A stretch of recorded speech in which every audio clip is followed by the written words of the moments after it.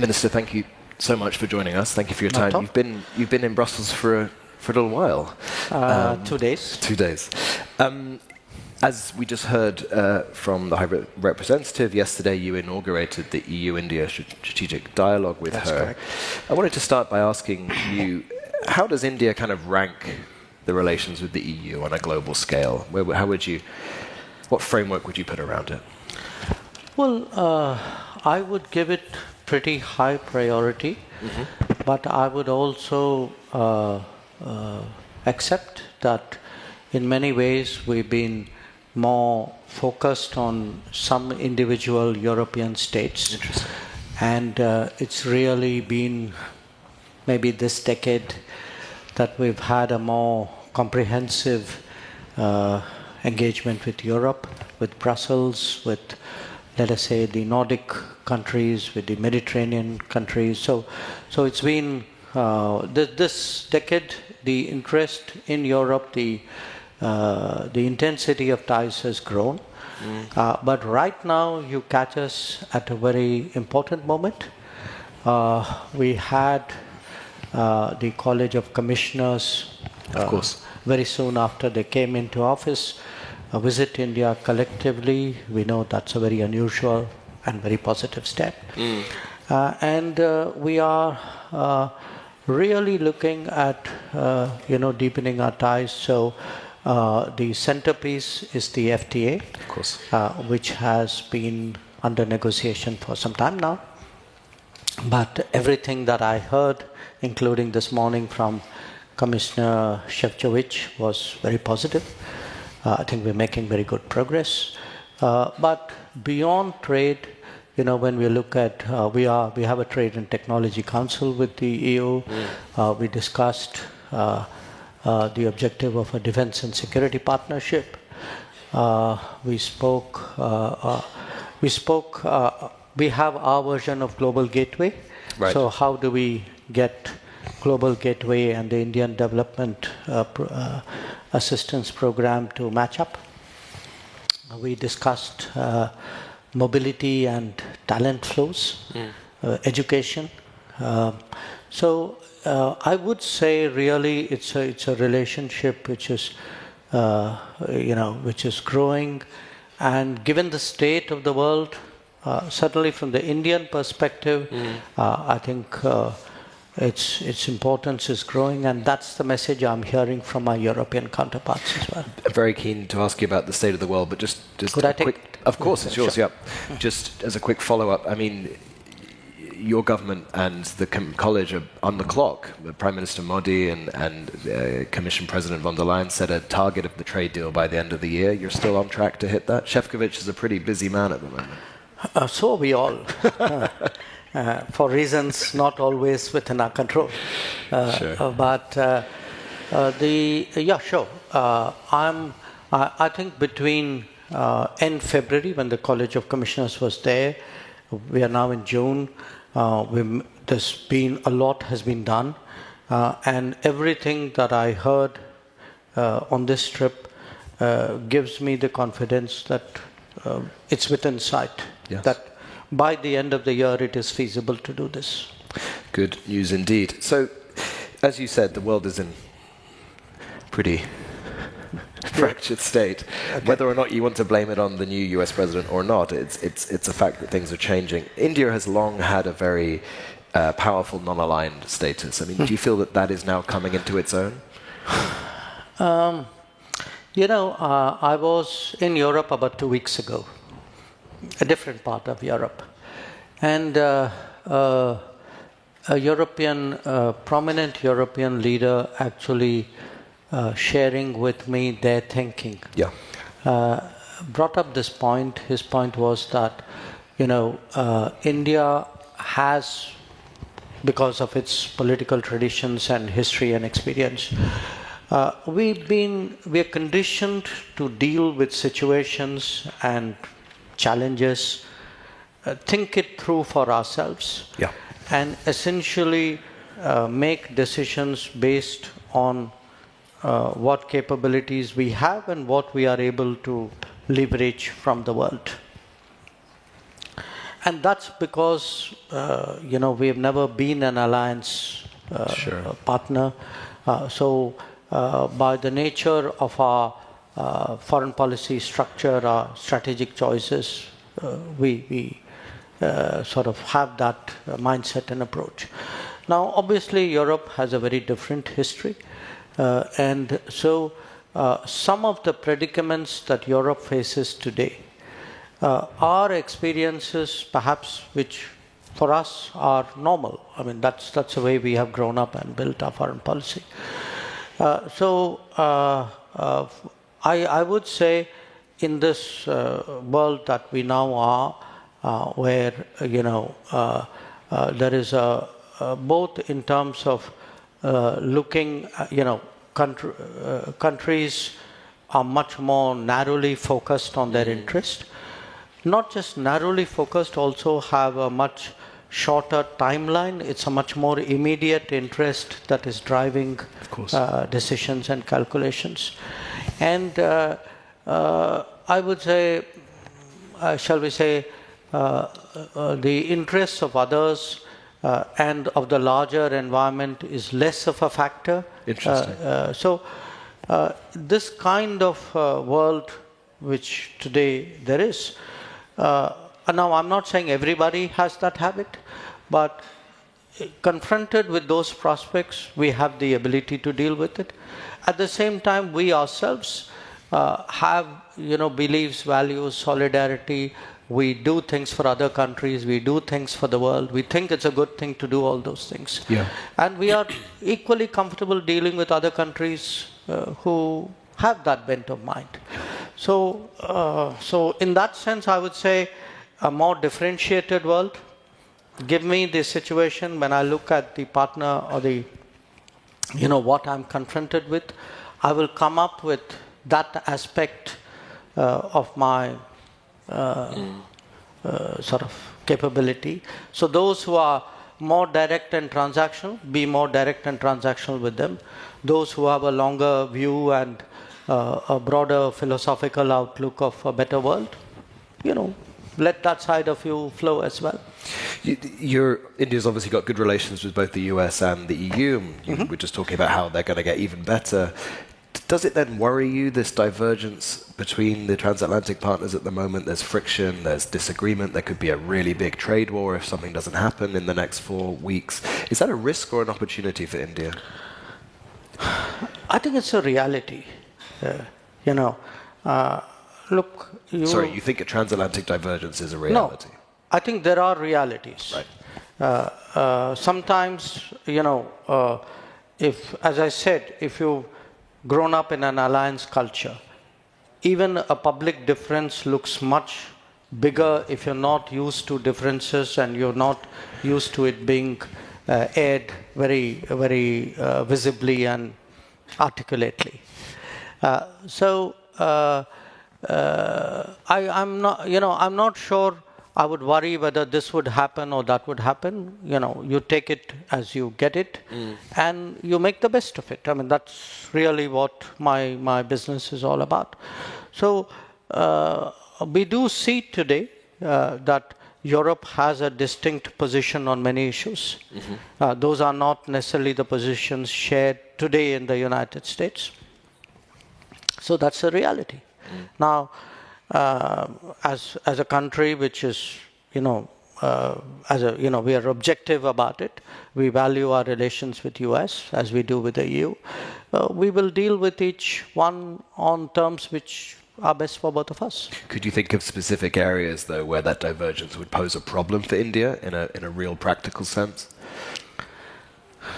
Not off the top of my head, because many of the arguments between Europe and US pertain to their own relationship. So if there is a debate about, let us say, defense budgets, Sure. Why would I wade into that? Sure. But you're saying if there is an area where it would then affect their foreign policy perhaps, or affect the way they see your part of the world, then that could be something where you'd have to respond. Sure. Trump has a much more, let's say, nuanced view of the war in Ukraine than his predecessor did. Okay, I'll take your word for it. Well, nuanced is the way that people have described India's position towards Russia in the last. That one is okay. So do you now feel vindicated that you were always right all along on Russia? No, look, let me walk back a bit. We have felt from the start that even if two countries, two neighbors have differences, even very deep differences, it cannot be settled by recourse to war. Okay. If war has started, you're not going to get, given the situation, you're not going to get a solution out of the battlefield. If you're not going to get a solution out of the battlefield, then the answer is to negotiate. And if you are going to negotiate, it makes sense to negotiate directly rather than through very convoluted signaling. Sure. So that's been our position. It wasn't necessarily widely accepted in 2022, but I think a lot of people have come around to that point of view right now. To the extent the United States today, under President Trump, also is an advocate of the fact that there has to be a negotiated solution. I think there is a sort of a common ground there, but beyond that, I think. I mean, they would have their view. We are less involved. They are deeply involved in it. Sure. We are not. But as a accomplished diplomat, as a man whose bread and butter is negotiation, when you look at what's happening in that negotiation between Russia and Ukraine right now, do you think we're closer to peace than we were before? That's hard to say. That's hard to say because. Like any negotiation, I mean, you can argue that negotiation is better than no negotiation. But a negotiation does not by itself predicate that you will reach an early conclusion. Another country that is looking to exploit the current, exploit is a loaded word. Another country is looking to find opportunities in the current geopolitical dislocation is China. How does India sort of make sure that it's taking advantage but also keeping an eye on China? How much does China's actions play into yours? Look, China, I mean, it's an obvious fact, but still I have to say it. China is an immediate neighbor. Yeah. Okay. It's a neighbor with whom also we have an unsettled boundary. So that's a big factor in our relations. We have a situation where China and India, who are, who stand out because they're the only two countries with over 1 billion people, but also because they are two civilizational states in a way. They have, you see a kind of a parallel rise. The Chinese started their modernization ahead of us because I think we had at that time governments perhaps who didn't do what they should have done in those early years. But be that as it may, you have a rise of China, you have a rise of India. Sure. Now each one is creating a certain new equilibrium between them and the world, the rising power in the world. And then a much more complex equilibrium between the two rising powers, who also happen to be neighbors and who sometimes have common neighbors as well. Yeah. So it is an incredibly complicated matrix. And there are different dimensions to it. There's the boundary dimension to it. There's the balances, if you would. There are economic issues, trade issues. There are, concerns. I mean, we are in a way different economic, social values, political models as well. Very much, yes. Yeah. So I think when you look at this relationship, it's far more textured and complicated than it would appear at first sight, where people really think that, oh, you have this country and that country, and one will balance the other, one will sort of set off the other. Do you think, I mean, and what you've heard in the last 2 days here, do you think the Europeans are realistic enough about China, or still a bit naive in certain areas? Well, look, I would honestly would have said no, but I would caveat that answer.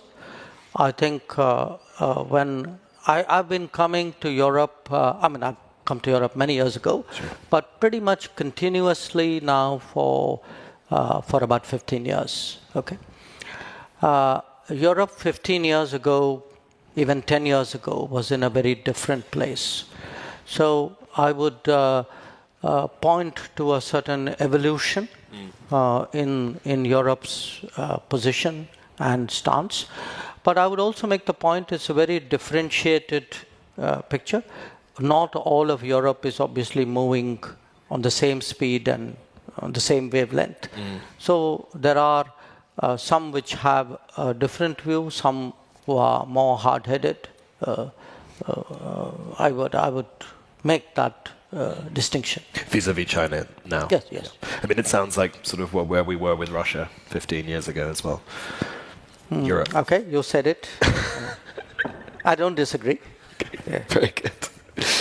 You've also agreed to take a couple of questions from the audience. We'll take two at the same time. There are floating mics if someone could put their hand up. The quicker you can ask the question, we have a lady here in the second row. If you'd like to just tell the question, I can make sure Dee can hear it. Can anybody hear? Yeah, I can hear you, so that's fine.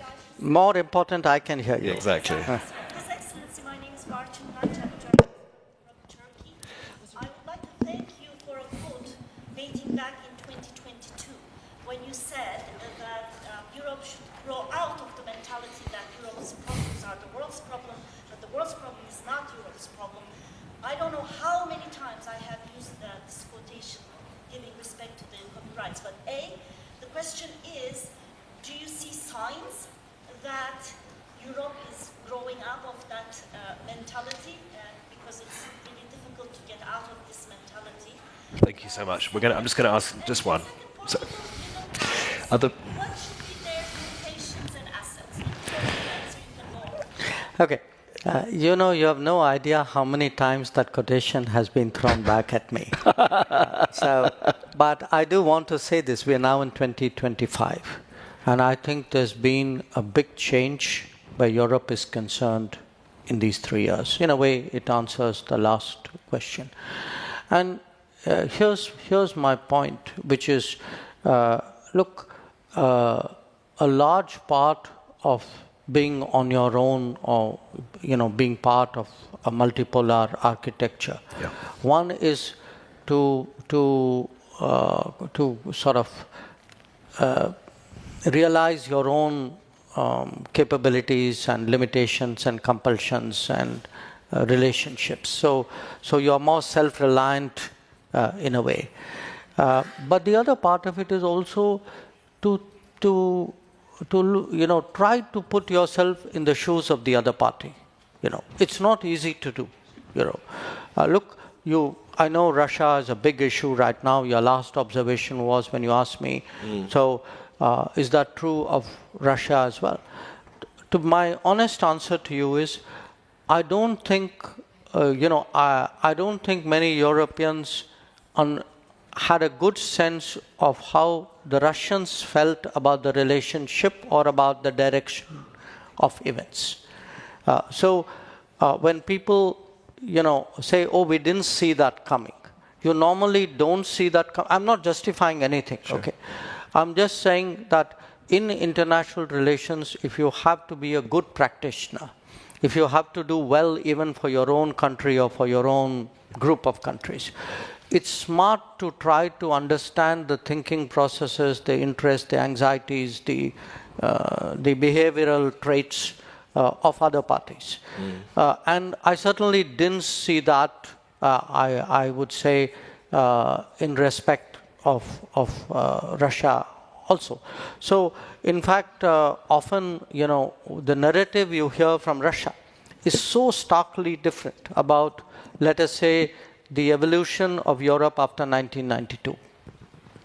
Europe has one version, or much of Europe has one version. Russia has a very different version. The point, the quotation which was recalled was more like, okay, look, worry about the rest of us as well. I mean, we folks in Asia and Africa and Latin America, we're also taking a hit at that time, 2022, on energy, on food prices, on fertilizers. So spare some thought to us, and when you make your decisions, factor that in. That was the intent then. But the larger point I would make is, in a multipolar world, one is, of course, in a way, you're more selfish, but you also have to be more realistic and some ways smarter in trying to, it's more of a chess game. You've got to see many more moves ahead, which means you've got to be able to have the ability to read the minds of the other players as well. Mr. Minister, thank you so much for your time. Thank you. Okay. That was really good. Thank you.